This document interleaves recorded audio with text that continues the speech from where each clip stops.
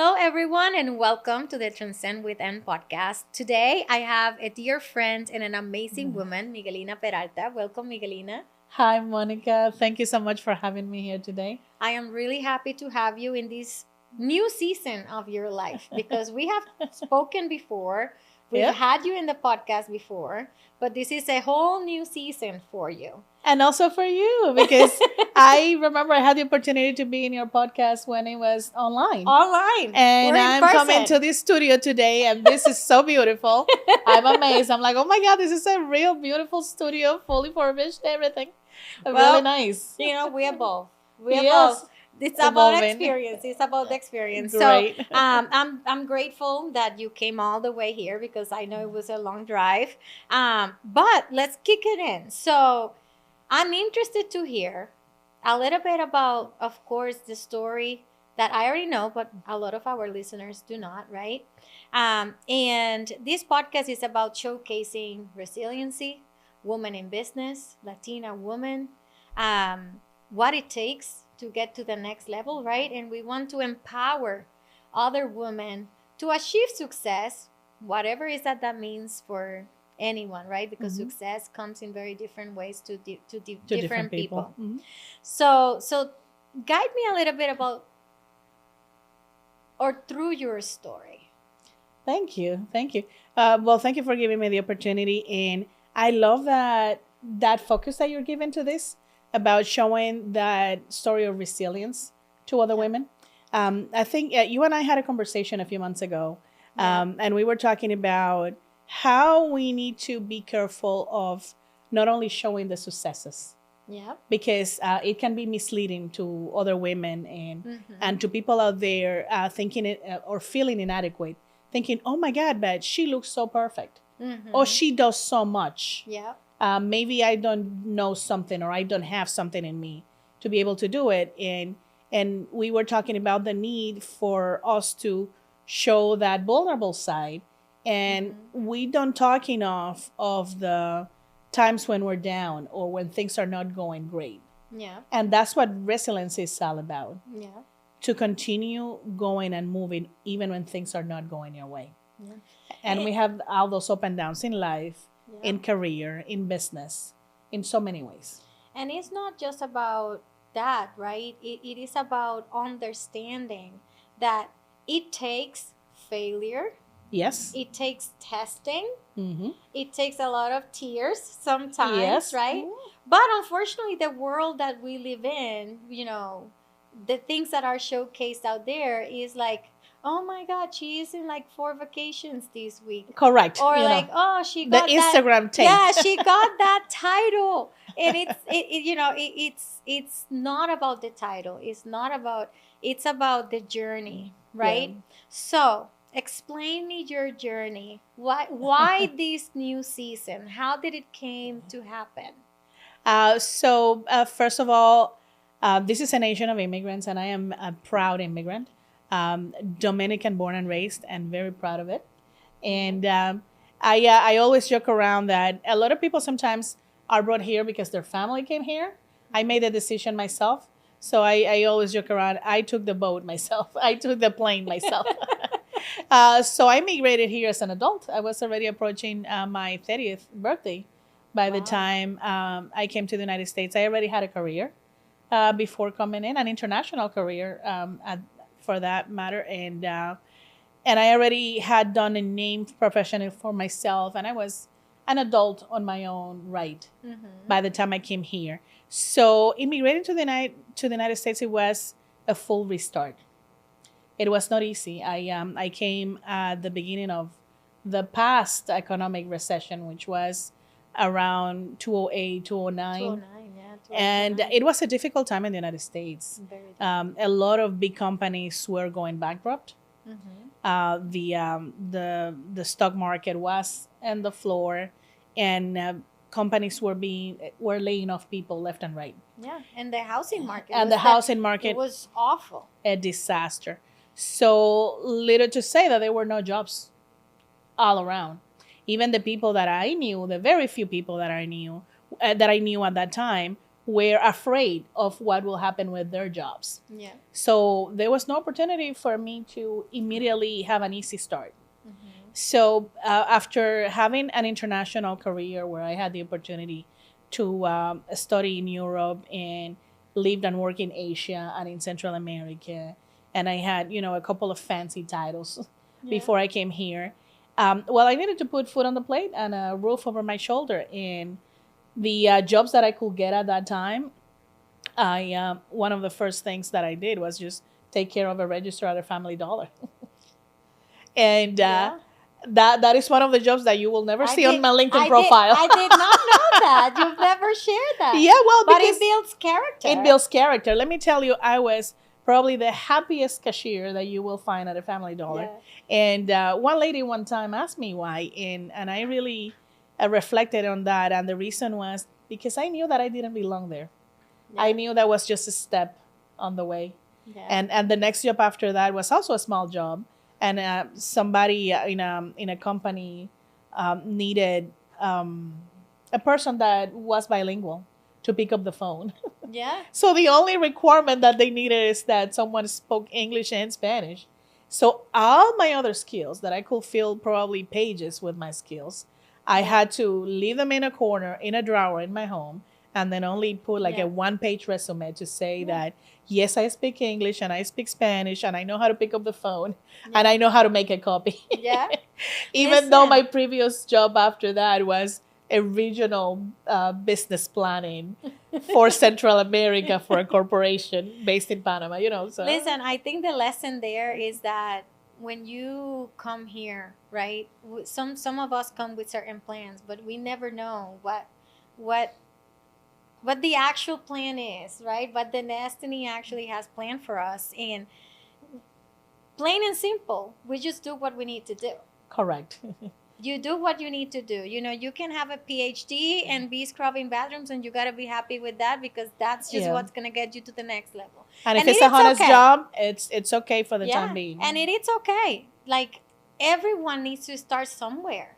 And it's nothing wrong with that. Nothing wrong. Nothing I was wrong with I was so that. proud because it Yeah. helped me. It helped me get an apartment, Yeah. pay for rent, pay for all my utilities, and I was back on my own 2 feet. Yeah. And that was pride enough for me. Mm-hmm. So that was great. Of course, I have a big family, and it was amazing their support when we started, and my brother my sister and I, we got to his place first. But the fact that we were only there 3 months, for me, that was absolutely a pride to make sure that we didn't overstay our welcome as new Yeah. immigrants into the United States. Yeah, and that's kind of like how you got to do it, right? Exactly. You got to find someone that Exactly. can help. So So from there till today. So at that time, I understood right away that I didn't have the network here that I had outside of the country. I didn't know enough people. All the people I knew were pretty much my cousins. Yeah. So I understood a few years into being here that in order to get ahead, to either get better jobs or to make business, I had to get out of my comfort zone and go out there and create that network again. Yeah. And when you have a network in your own country, it gets created organically. It's your friends from college, your friend from school, your friends from previous jobs. When you don't have any network, you have to do it really on speed dial. And that's where the discomfort comes. And you and I met through networking. Yeah. So we I did. know that you've also been brave enough to get out there and create that network. So, get over that fear of just showing up to places where you don't know anybody Yeah. and say, hello, my name is Miguelina, and this is what I do. And, it is something it's that so makes funny. you afraid. We have proclaimed you the queen of networking, because I do networking, but you're like at a whole next level. And I remember, when I hired one of our coworkers here at VRC, that I introduced her to you, and what did I say to her? You have to follow Miguelina everywhere she goes and learn every single thing that she does, because it's the only way you're gonna get your feet off your plate. Oh my God, yeah. So it's very interesting, because along the way, while doing that networking and everything that you have to do, you also make friends. You also, Exactly. it's not just all business, business, business. It starts kind of like with a, It starts a little. let's do kind of business together, but business actually never happens until you have a relationship with that person. So I think it's very interesting, and I think people think that this will happen overnight, just because you met someone today, that tomorrow it's going to be all hunky-dory. And no, you have to put a lot of work into creating communities. And I think that's one of the reasons, we have you here today. Why is it important creating communities, and how that has propelled you to get where you are today. Exactly. And the reason for that, you start meeting people, and like you said, not everybody's going to be your best friend the next day. No, it takes time.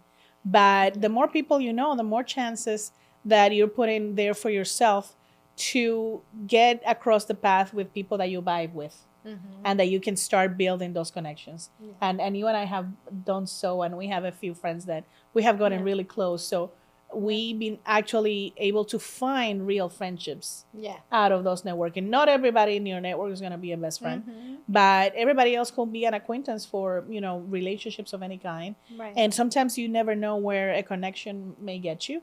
It might be just to introduce you to another person that will get you to another person, and that's the person that is going to open a door. Exactly. But you never know. That's the magic of it. Yeah. Plus the good relationships that you build. And then that's how you find opportunities. We have so many, and especially our Latino immigrants that have other barriers like the language and so forth. They have so many talents, and a lot of those talents stay hidden because they don't get in front of the people that can tell, oh, I know you're scrubbing floors here, but I didn't know that you painted. Yeah. I didn't know that you play this instrument. Let me connect you with so and so. I didn't know that you know how to use this software. Yeah. There's a company that is looking for someone that knows how to use that software. And it's that opening of opportunities that helps us out. And that's what actually helped for me, because when I started building my network and people starting to know that I had a lot of expertise in international commerce and logistics, all of a sudden somebody was able to connect me with a job that was looking for someone that was an expert in international commerce and international trade. And I immediately got an upgrade on the job that I had at the time. And I remember my income almost doubled at that time. And then I did a great job there and continued doing the network. I immediately joined the local Chamber of Commerce where I was, the Milford Area Chamber of Commerce, which is now the Tri-County Chamber. And that opened a whole other host of opportunities, including the job through the one that you met me. Yeah. And connection after connection is just one step getting you ahead, And then right now, I'm not in that position, but continue having to do that heavy lifting of relationships and building trust, which is very important.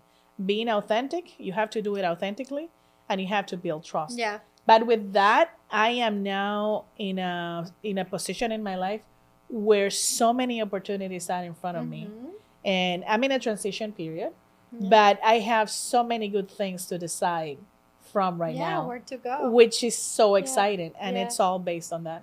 Yeah, I think it's very important that Latinas, that immigrants that have that expertise, that are coming here to the United States with an education, with a backlog of intelligence, right? You have to get out of that bubble. A lot of us make the mistake that we actually sabotage our own selves by telling ourselves, I don't belong there. Yes. I cannot do it. I don't speak the language. I'm not, my English is not perfect. Well, guess what? It's never going to be. It's never going to be.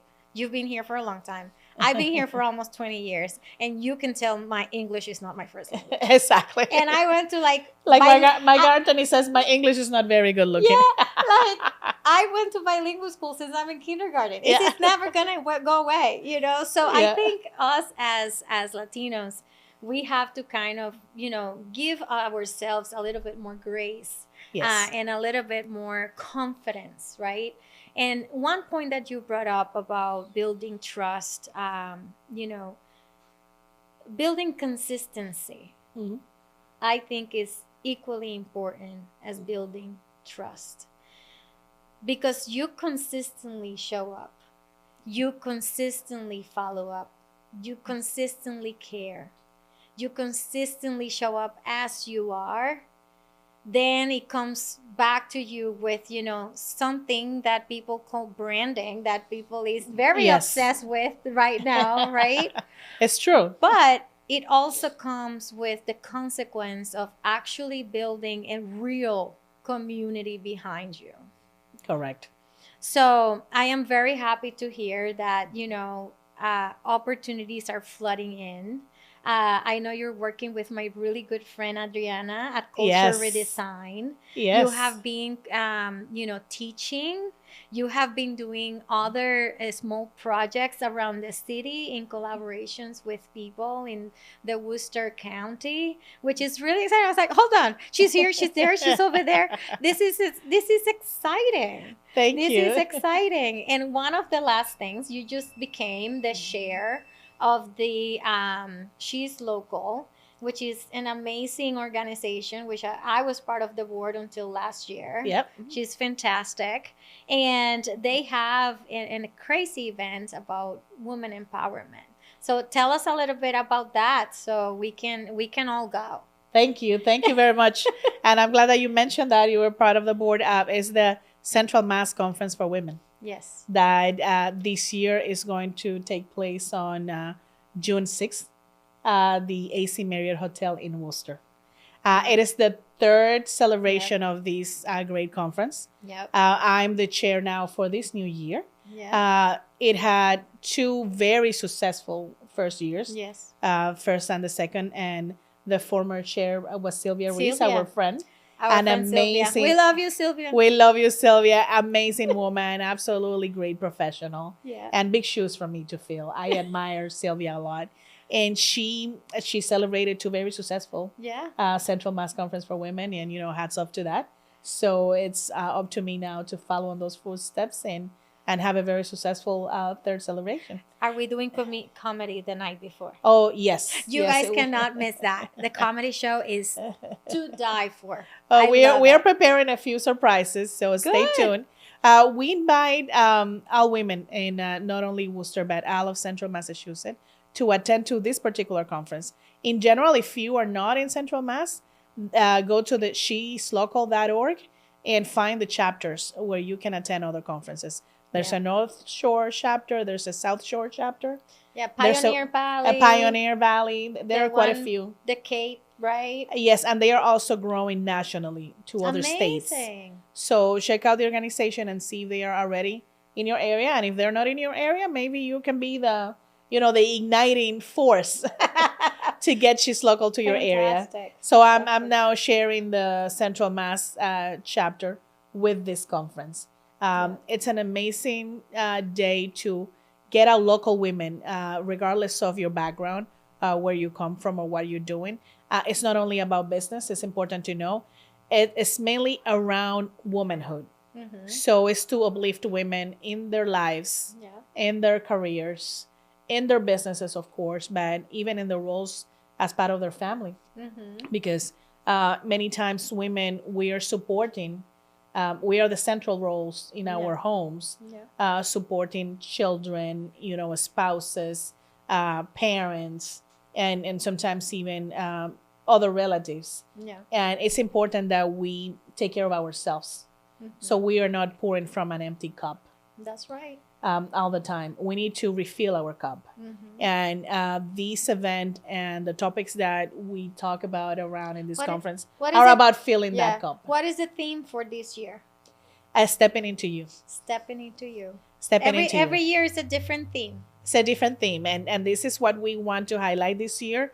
Owning yourself, prioritizing yourself, Yeah. and filling that cup within. Yeah. So when you are pouring, when you're supporting other people, you actually have the capacity and the material to do it because you already took care of yourself. Yeah. Let's talk about that a little bit. I want to do a little pause. So, why, as women, we think that doing those things is selfish? You know what? I think that we get educated to be nurturers. Mm-hmm. I think we're naturally nurturers, and the society role is actually making us feel that our role is only to nurture others, Mm-hmm. and the role of mother does that also naturally, and we bring that same sense to our workplace, Mm-hmm. to a lot of other relationships, Yeah. where we are always in service and sometimes not even receiving a lot, only Yeah. giving, giving, giving. And there's only so much that you can give if you don't take care of yourself. Yeah. And I think that's where the probably the problem comes up, that when it's time for us to take that time, either to rest, Yeah. or to educate ourselves, rearrange your schedule so the things that you need to do also get taken care of, we attach guilt to all that stuff, Yeah. because then we feel that we are failing to our other role of nurturing other people. Yeah. And I think most women fail to realize that that's the most powerful tool that they can have as business owners. Absolutely. You have dealt with business owners for the past, I mean, I've seen you active for the past 5 years at least, that I've known you for a little bit. And why do they need to use, not just women, but also, Latino men, Latino women? How can they use these skills that we have, because they're part of our culture? We grew up with that kind of like respect mentality, nurturing mentality. How can we use that to our advantage when we decide that we want to open a business? Yeah, very good question. The first thing that we need to understand is that the more that you pour into yourself, the more that you have to give. So it really enriches you and empowers you to do more. When you take time to do that training, when you take time to do that retreat, when you take time to go to the gym, when you take time to pay attention to what you're eating, or to even take time to have a decent night's sleep, which is so important, more important than what people realize. Yeah, especially with for me, women. nobody can mess with my sleep. And This is something I'm glad to hear that, because you're a powerhouse. I don't. You're a I powerhouse. can be all day without eating, which is a problem I'm working on. Okay, I'm working on my eating habits. Yeah. But my sleep, I'm so happy to hear that. This is gonna sound selfish, but that's the reason I don't have any more children, because I refuse to lose to sleep. sacrifice your sleep. I am so happy to hear that, because you're a powerhouse. You do so much, and you're involved. You're lifting businesses, and you're almost raising like almost. This is going to become a multinational almost. We hope so. Right. So, and then you have a family. You're a mother, and it's the type of situations where we leave ourselves for last. And the sleep is so important for women. Our hormones get out of whack. Your cognition capacity, you don't make the right decisions, you get angry easier, you don't drive as safe if you're not well rested. So it is important. You're not doing it for you, you're doing it for the world. To give and yourself everyone a good that sleep. relies on you, right? Yeah. So, Miguelina, if I were to ask you today, what would be a message of empowerment that you want to give women out there? Let's say you were president of the United States of America and you're addressing all of us. What will be your message to the Latino women and Latinos that are right now trying, right, really, really hard to make something of themselves here in America? Thank you. I will talk about something that I talked with Suzanne in our show yesterday, and it's about letting go of the scarcity mindset. It is so important. Sometimes we have a business idea, but we think, oh, there are a million businesses doing that. It doesn't matter. There's always room for one more. You can innovate with the way that you produce your products or deliver your services, with your image. You can cater to a new niche in that same market. It doesn't matter. There are, a million beauty parlors. You can still be successful with a new beauty parlor. if that's your talent. If your talent is, to care for children, and you want to go in that space, there's still room for one more. So I think we get afraid a lot. Yeah. And we also want to, oh, if somebody's doing that, I don't want to do it. You always have ways to do the same things differently, and to do the same things in other space without taking away from somebody else. Yeah. So I think the scarcity mentality keeps us stuck, doubting our idea. My idea is not good enough. It's too common. It's not too original. We are not all Albert Einsteins. We're not going to rediscover, relativity or anything like that. You can do something with the skills that you have. Correct. And with the abilities that you have, and make that a business. One of the most beautiful things, you can, yes, work for somebody else and make a certain level of money with that. But when you do it on your own and you learn how to capitalize on that, and especially in this country, it's all about fostering the free enterprise, right? The base of capitalism. You can turn any skill or any idea into a profitable business that will be your own.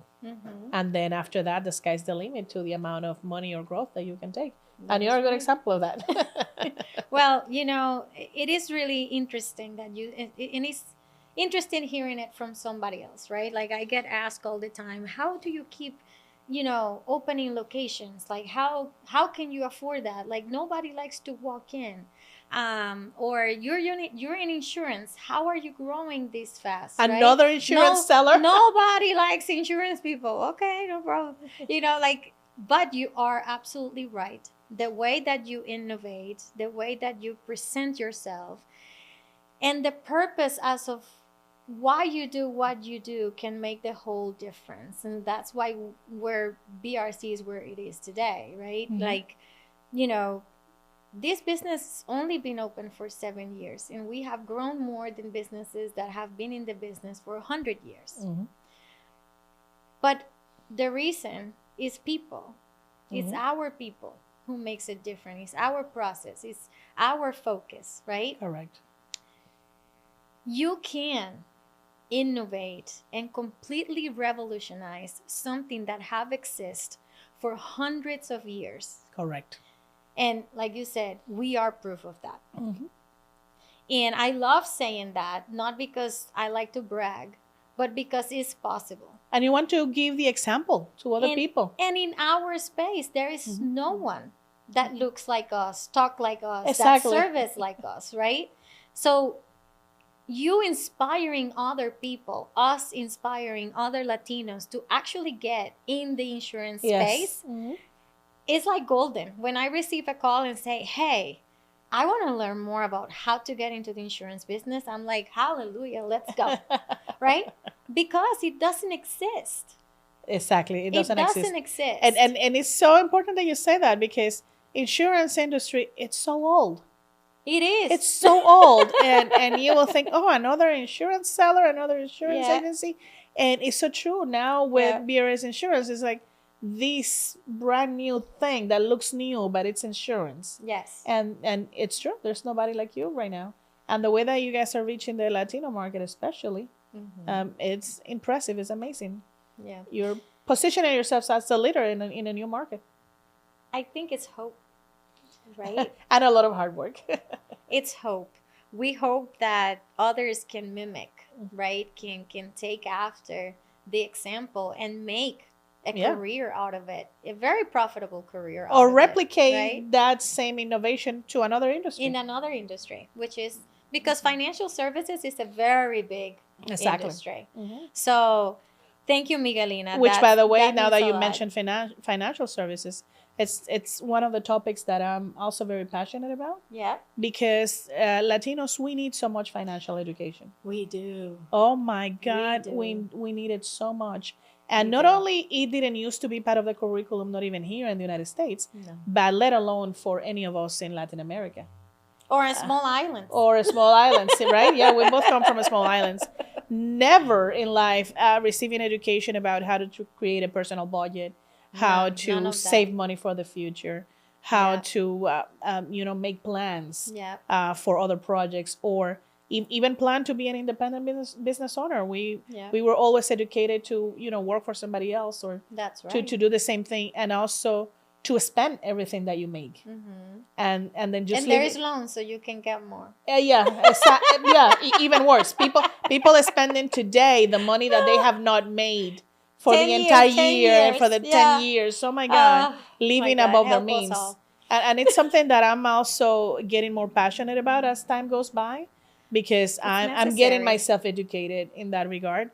And I'm also trying to share what I learned in that area with a lot of people. It is important. It is important. When we have people walking in, right, and they're like, I need insurance, I'm opening a business. Okay, did you took this step, this financial step? Do you have this, and that?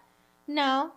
Then I can't help you until you talk to this accountant, and then away you go. Come back when you're ready, right? Because there is that also lack of planning. Yeah.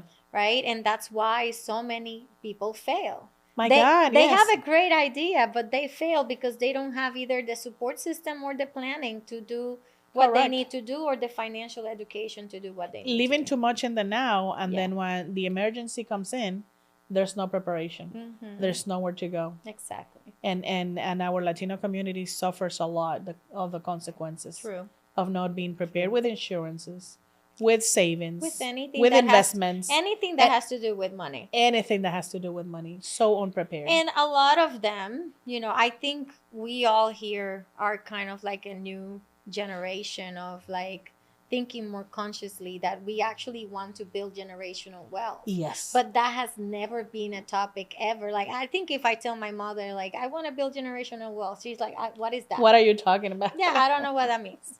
Yes. So I think we kind of have that responsibility where we need to actually impart that, not just we are awakening, our children, we are learning, but people our own age, because a lot of them don't know. I know we're a little bit apart, but it's not that much. And I think anyone under 50, 60 years old, it's a target, because it doesn't exist. Like, and I think a lot of us are doing a really good job about bringing that mentality where, there are now so many nonprofits trying to bring that awareness out there, that I am very impressed of, all the Latinos that I didn't know that have created that generational wealth, that actually all around me, I had no idea that I can learn so much from them, so there is always someone around to learn from. Yes. Yes. And even when you're mentoring, and I know you are a mentor to a lot of people. I mentor a lot of people, but even we as mentors need our own mentors. And we need those people that have done it, that have been successful, that we need to learn from. And we need to stay coachable.